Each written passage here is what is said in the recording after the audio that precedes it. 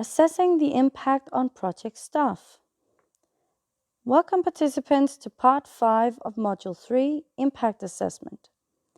In this module, we will provide a comprehensive explanation of how to assess the impact of your project on project staff. There are 4 main objectives in this part of the module. 1. Explaining who are the project staff in your project. 2. Defining key tools used to assess the impact on project staff. 3.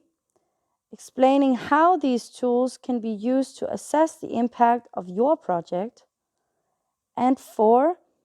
Provide examples to clarify the meanings of these terms and tools. Who are the project staff in a project? The project staff can be different types of groups of people who are working on a project by contributing to either its development, implementation, evaluation, or administrative phases. Literally, it could be anyone who contributes to your project. The Impact Plus tool. The third cube of the Impact Plus tool is project staff, as marked on the screen. When focusing on the project staff's cube of the tool, we follow the 3 stages to fill it out. We will explore the outcomes in the next couple of slides and add to them by identifying different indicators, baselines, and targets. The collection of data will be explored in Part 7 of this module. Outcomes for project staff. We start with Stage 1 of the Impact Plus tool and look at the different outcomes for project staff. These outcomes would normally focus on how the project staff could increase their levels of skills, their abilities, or their welfare at work. Examples of outcomes for project staff could therefore be improved technical skills amongst the staff or a higher level of satisfaction with their work. Indicators for project staff. Indicators for project staff are different types of quantifiable measures which can indicate if the project is progressing as planned. Examples of these type of indicators could be an increased number of staff that has technical certificates.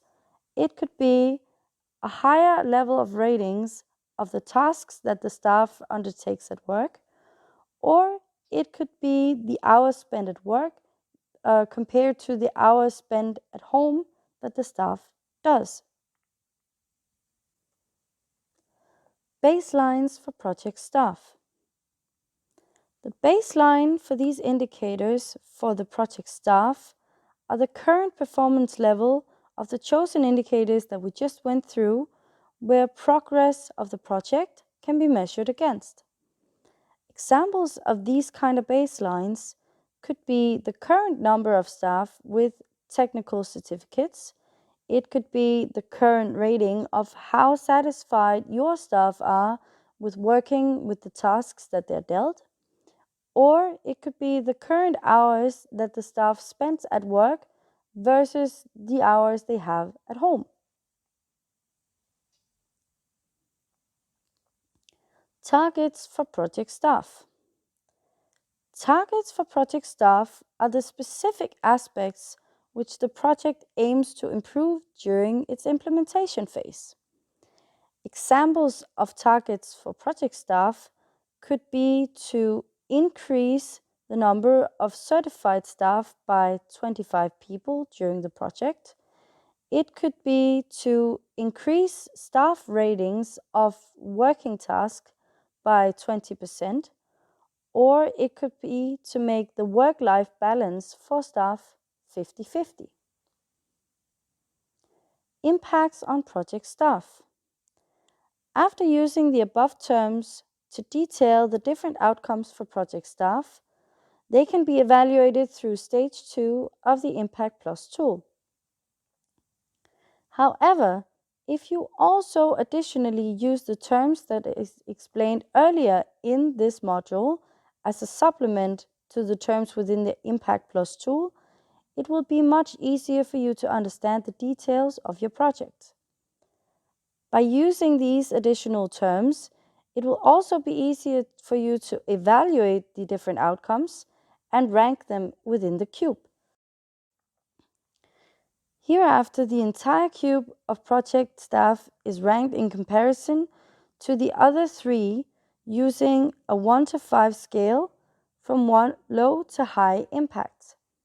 In other words, first the outcomes within the cube is evaluated and compared to each other and ranked, and afterwards the entire cube is compared and ranked against the other three cubes in the Impact Plus tool to determine which cube has the most important and has the highest level of impact.